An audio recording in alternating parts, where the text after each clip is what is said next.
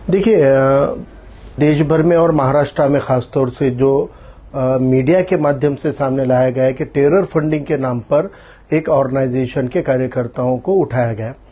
पहली बात तो जांच एजेंसियों को कोई भी मामले में जांच करने के पूरे अधिकार है। सबसे महत्वपूर्ण होता है देश की सुरक्षा, और देश की सुरक्षा से कोई कॉम्प्रोमाइज या समझौता नहीं होना चाहिए, ये विचार को हम मानते हैं। लेकिन हम ये पूछना चाहते हैं कि आप मीडिया के जरिए जो चित्र निर्माण कर रहे हैं उसके अंदर वास्तव क्या है। आपने जो आज रेड किए हैं, आपने जो धाड़ डाले हैं, इनमें आपके हाथ को क्या लगा हुआ है? आपको कौन कौन से सबूत मिले हैं? क्या फंडिंग मिली है आपको, या फंडिंग के क्या दस्तावेज मिले हैं, क्या कागज पत्र मिले हैं, क्या डॉक्यूमेंट मिले हैं, कौन सा कैश मिला है, या उनके पास में ऐसी कौन सी चीजें आपको प्राप्त हुई है? अगर वो प्राप्त हुई है तो आपने अदालत के सामने रखी है कि नहीं रखी है?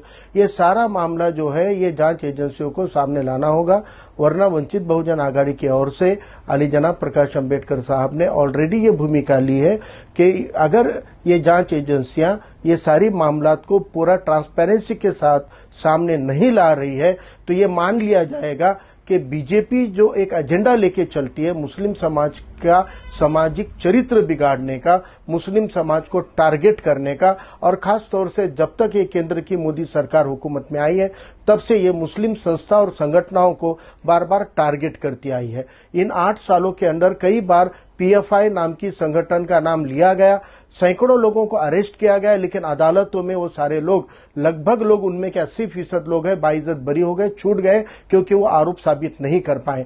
इसलिए किसी संगठन से जुड़े रहना ये कोई जुर्म नहीं हो सकता है। और आज देश में भी और महाराष्ट्र में भी पीएफआई नाम के संगठन के ऊपर कोई प्रतिबंध लगानी है, कोई बैन लगावानी है। अगर आज सरकार ने उन संगठन को बैन नहीं किया है तो उन संगठनों में काम करना ये जुर्म कैसे हो सकता है? इसीलिए आज यहां पर जो भी ये मामला चल रहे हैं, ये मामलात के अंदर देशवासियों को गुमराह किया जा रहा है। इनको टेरर फंडिंग नाम का एक खौफजदा शब्द बताकर आम समाज को ये बताया जा रहा है कि कोई टेरर एक्टिविटी पे हम काम कर रहे हैं, जबकि हकीकत में ये इससे उल्टा है, और ये सिर्फ अपना मुस्लिम नफरत का एजेंडा फैलाकर देश के अंदर एक असुरक्षितता की भावना, इनसिक्योरिटी की भावना पैदा करने की साजिश है। देखिए, ये हुकूमत का एजेंडा साफ नजर आ रहा है कि जो मीडिया ट्रायल के माध्यम से वो चरित्र बिगाड़ रहे हैं, किसी संगठन का नाम लेकर मुस्लिम समाज के चरित्र को बदनुमा कर रहे हैं। एक तरफ टेरर फंडिंग का वर्ड आज दिन भर से तमाम मीडिया चैनल के ऊपर है, और हमारे शहर नांदेड़ के अंदर जो मामला दर्ज हुआ है उसकी हकीकत क्या है? तो जो सफाई वकील सफाई जो होता है, डिफेंस के जो एडवोकेट होते हैं, उन्होंने मीडिया में आके बात कही है कि पुलिस ने, एटीएस ने, जिन्होंने एफआईआर की, उन्होंने एक भी मामला ऐसा सामने नहीं लाया जिससे टेरर या फंडिंग का कोई मामला हो। जो आरोप लगाए गए इनको अरेस्ट करने के ऊपर, उन आरोप के अंदर यह बताया गया है कि ये जन आंदोलन करते थे, सरकार के खिलाफ आंदोलन करते थे, सरकार के खिलाफ भाषण करते थे, संसद में पारित कानूनों की मुखालिफत करते थे या विरोध करते थे। तो ये कोई जुर्म है? ये कोई जुर्म नहीं है। और ये ऐसा गुमराह किया अदालत को कि ये इनके बयानात से नौजवानों के अंदर दो समाज में तेढ़ निर्माण करने का, लॉ एंड ऑर्डर बिगाड़ने का काम कर रहे थे, और इसकी हमको जांच करना है बोलकर उन्होंने 10 दिन की पीसीआर मांगी थी, जबकि ये बात सामने आई कि 8 दिन की पीसीआर दी गई। लेकिन ये पीसीआर के पीछे एक ऑब्सकॉन्डिंग बताकर उन्होंने ये पीसीआर को प्रेस करके लिया है। लेकिन इसमें जो सबसे बड़ा बात ये लग रही है कि जो मामले लगाए गए उसमें यूएपीए नाम का जो कानून है, उस कानून के अंदर मोदी सरकार हुकूमत में आने के बाद जो अमेंडमेंट की है वो गैर इंसानी तरीके के अमेंडमेंट है, अमानवीय अमेंडमेंट है। उसमें बेल मांगने के अधिकार नहीं है, ऐसे कलम है, और खींच तार कर यूएपीए लगा। आप मुझे बताइए कि इन्होंने अगर 2021 से आंदोलन किया, ऐसा बताया गया है अदालत को, तो 2021 से इनकी पुलिस हो रही थी। 2021 से उन्होंने उनके उन आंदोलनों के खिलाफ में एक सादी एनसी तो भी खताई है क्या? एनसी तो भी रिकॉर्ड की है क्या? एक आधी एफआईआर तो भी फाड़ी है क्या? एक नोटिस तो भी दी है क्या? फिर 2021 से तुमने उसको नोटिस नहीं दी। फिर उसमें लिखा गया है कि एनआरसी सीए के खिलाफ आंदोलन किया। देश के मुसलमानों ने नहीं, देश के उन हिंदुओं ने भी किया जो 40% हिंदू एनआरसी सीए के तहत बाहर निकलने वाले, हमारे हिंदू समाज के भी 40% लोग हैं जिनको एनआरसी सीए का धोखा है, उन्होंने भी आंदोलन किया।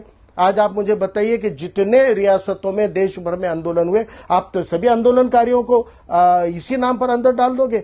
तो मुझे यह लगता है कि ये सब दिखावा अलग हो रहा है और हकीकत कुछ और हो रही है। यहां पर आने वाले राजनीति का यानी वो नफरत की सियासत सिलगाकर अपनी रोटी सेकने का काम ये बीजेपी की सरकार करती आई है, करती रहेगी। और अब उनके पास कोई मुद्दा बचा नहीं है, ना 3 तलाक का मुद्दा रहा, ना अयोध्या का मामला बचा है। तो अब नए मुद्दे पैदा करने के लिए और हमारे हम वतन भाइयों के जहन में इनसिक्योरिटी लाने का काम करने की साजिश के तौर पे देखा जा रहा है। हमने अपनी पार्टी की तरफ से अली जनाब प्रकाश अंबेडकर साहब ने ये चैलेंज किया है एनआईए को, ये चैलेंज किया है एटीज को, महाराष्ट्र सरकार को और पुलिस को कि अगर आपके पास में इन लोगों के खिलाफ में कोई ठोस सबूत है तो आप वो सामने लाओ इन द सेंस वो पब्लिक डोमेन में लाओ। और पब्लिक डोमेन में लाने के लिए अगर ये अदालत के भी सामने रख देंगे तो वो भी पब्लिक डोमेन में आ जाएगा। कम से कम अदालत को तो दिखाओ, आज अदालत में पेश किया आपने, क्या रखा, ना कोई हथियार है, ना आर्म्स है, ना वेपन है, फिर टेरर फंडिंग का